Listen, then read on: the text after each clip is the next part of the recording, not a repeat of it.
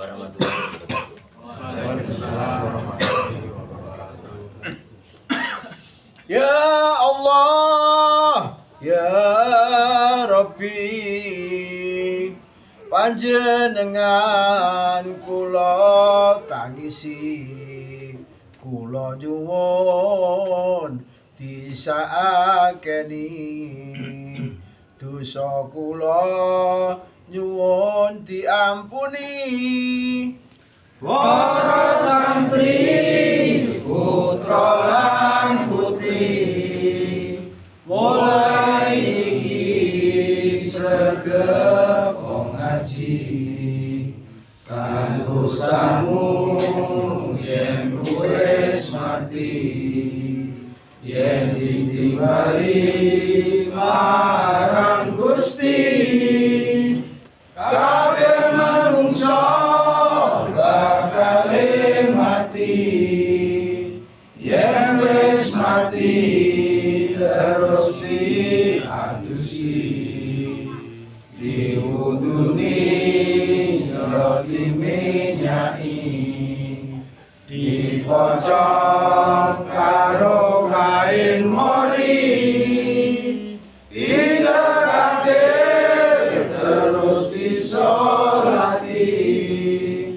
dilapoke jero sepuri, dikubur ning jero bumi, jero kuburan rasane wedi, selawat kabeh padha bali, ora ana sing gelem ngancani, ora ana sing gelem nunggoni, amale kurang bakal rugi. Ya Allah, ya Rabbi, panjenengan kula nangisi, kula nyuwun disakeni, dosa kula nyuwun diampuni.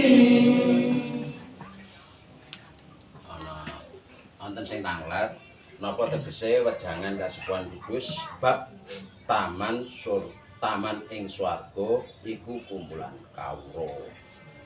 Itu maksudnya begini. Zaman dulu sahabat pernah bertanya, apakah yang dimaksud taman-taman surga itu?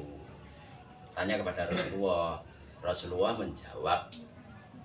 menjawab, taman-taman surga adalah majelis-majelis ilmu seperti ini. Majelis-majelis ilmu. Orang yang sering datang majelis untuk belajar ilmu agama dan lain-lain itu yang dinamakan taman surga. Lah yang wejangan bab Sunan Kudus tadi yang kan itu bahasa Jawa.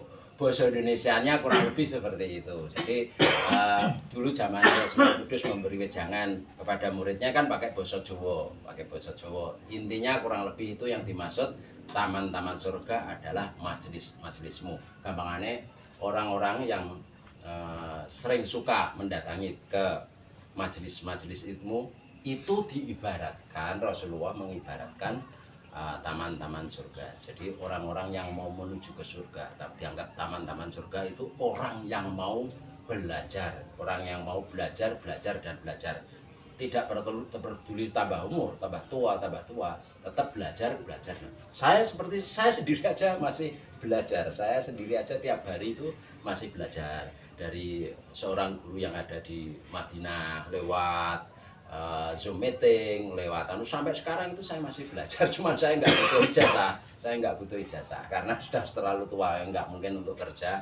Paling-paling saya masih belajar cuman aku nggak bisa datang ke Asia Arab Saudi karena sudah tua sekian. Zaman dulu ya mungkin di samping ada dananya, kedua tenaganya. Nah sekarang ya paling belajarku ya lewat Zoom meeting. Sekarang ini lewat HP, lewat WA, lewat Zoom meeting, belajar dari Madinah maupun belajar di Asia Arab Saudi. Aku pun masih belajar. Nah walaupun aku udah merasa tua, aku masih belajar. Nah, yang dimaksud taman-taman surga itu di majelis-majelis ilmu, orang-orang yang suka mendatangi majelis-majelis ilmu, entah itu ada pengajian dan lain-lain, dalam arti tentang keilmuan, bukan untuk bercandaan.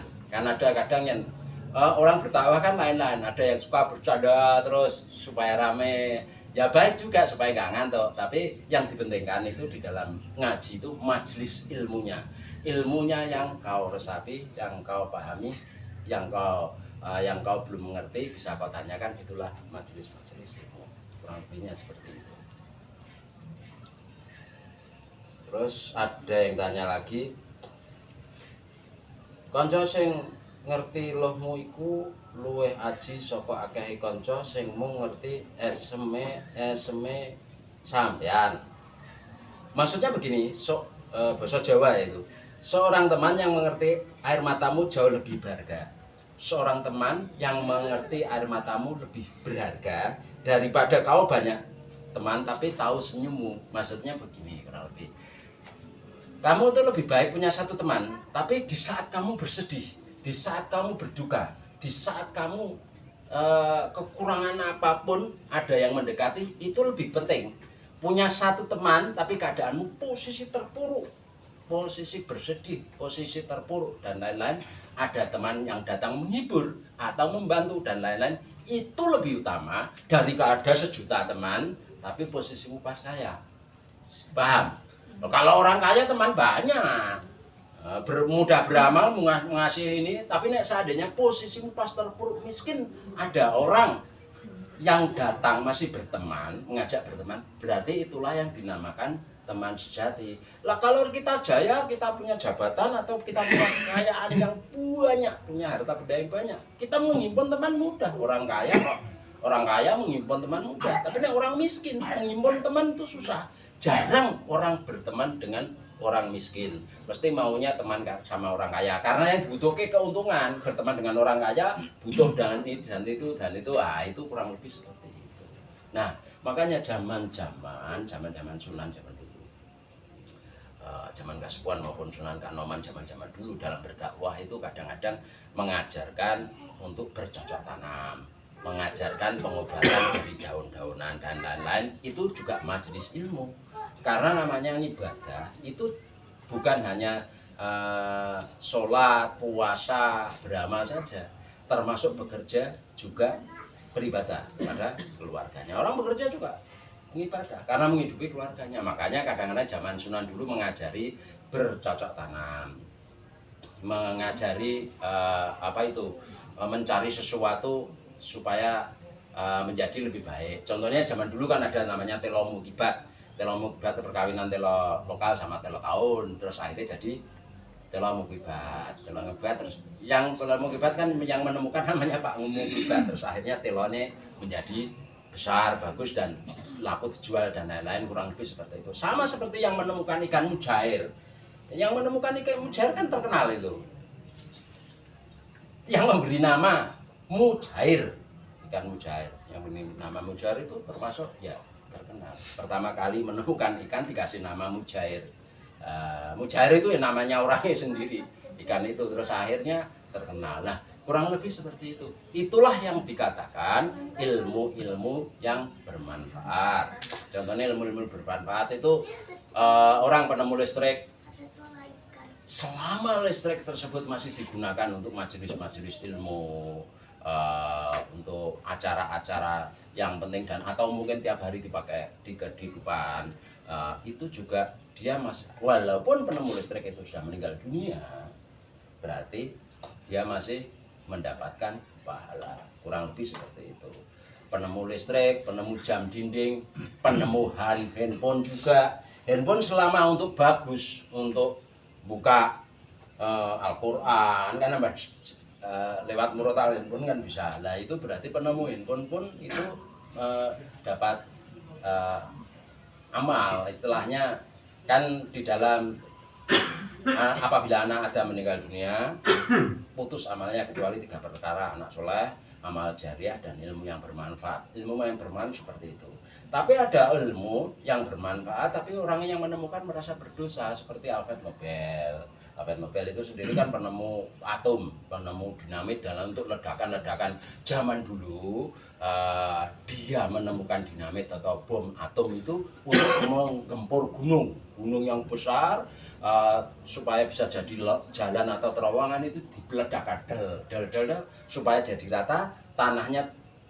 Gempuran itu untuk uruk-uruk sesuatu yang becek-becek seperti rawa-rawa yang sawah yang tidak berguna diuruk sama tanah-tanah dari gunung itu menjadi subur dan lain-lain.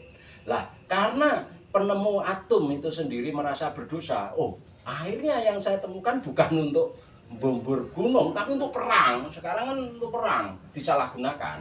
Lah, seperti itu dia merasa dosa. Berarti ini aku apa yang saya temukan untuk kejahatan, ya otomatis aku merasa dapat kiriman dosa, diarani dosa jariah. Amal jariah tadi amal yang berkelanjutan, walaupun orang yang meninggal, dosa jariah juga dosa yang berkelanjutan. Sama seperti ini. Orang menemukan kartu, mungkin untuk permainan, terus kartunya untuk judi terus. Nah, nanti kan orang penemu kartu itu merasa berdosa sampai dia meninggal dunia, dia merasa berdosa. Itu ilmu itu tidak bermanfaat seandainya itu untuk itu. Tapi penemu apa saja, tapi masalah perjudian entah tenis, entah apa saja, entah sepak bola atau apa, kalau untuk judi tetap tidak bermanfaat. Yang bermanfaat itu yang tidak untuk judi. Jadi bagaimanapun juga apapun yang ditemukan, ilmu apapun asal berguna, sama seperti begini. Orang menemukan cangkul, menemukan sabit, selama cangkul itu untuk mencangkul sawah, dia akan mendapat pahala. Penemu pertama kali, misalkan aku menemukan cangkul dipakai membajak sawah untuk tanam-tanam, itu saya masih mendapat amal jariah. Walaupun aku meninggal, amalku masih mengalir karena temuanku tadi cangkul diperbanyak, terus akhirnya dibuat membajak sawah dan lain-lain, termasuk sabit dan lain-lain. Tapi kalau cangkul untuk nyangkul orang, untuk membunuh kan, lah itu juga dia dapat dosa. Jadi lebih banyak mana saat temuannya tadi itu dipakai sampai sekarang. Nah, sama penemu listrik, kalau listriknya dipakai harian gini untuk perusahaan dan lain-lain, untuk masak pakai kompor listrik, semua serba listrik, pahalanya banyak. Tapi listrik untuk nyetrum orangnya tetap bahaya. Makanya tidak ada kata-kata hitam dan putih. Hitam dan putih itu tergantung orangnya yang pakai. Pisau itu bisa dikatakan hitam dan putih. Kalau pisau untuk memasak menjadi ilmu putih, tapi pisau untuk nusuk orang ya menjadi ilmu hitam. Jadi kata-kata hitam dan putih. Korek untuk masak, untuk bakar sate dan lain-lain jadi ilmu putih. Tapi untuk bakar rumah orang, untuk melakukan kesalahan pun menjadi ilmu hitam. Jadi tidak ada kata-kata hitam dan putih. Adanya itu orang tersebut cara menggunakannya tergantung versinya masing-masing. Ada tanya? Untuk yang ditanyakan tadi, jangan ada yang ditanyakan? Kalau tidak ada, cukup sekian. Assalamualaikum warahmatullahi wabarakatuh. Ya Allahu ya Rahman, ku mohon belas kasihan, dosaku air lautan, ku harapkan dapat ampunan. Majelis sembah perkampungan di setiap pengajian ingin selalu mengingatkan, sering membaca Al-Quran. Pegang HP bukanlah larangan, bolehlah buat hiburan, asal jangan sampai kebablasan, melupakan kewajiban.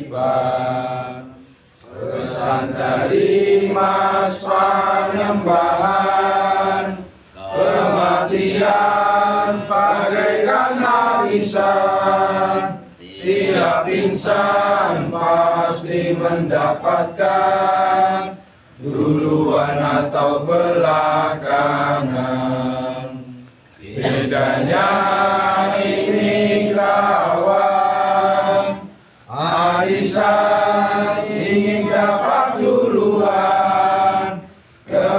hati yang ingin belakangan, itulah kenyataan. Ya Allah, ya Rahman, ku mohon belas kasihan, dosaku ubah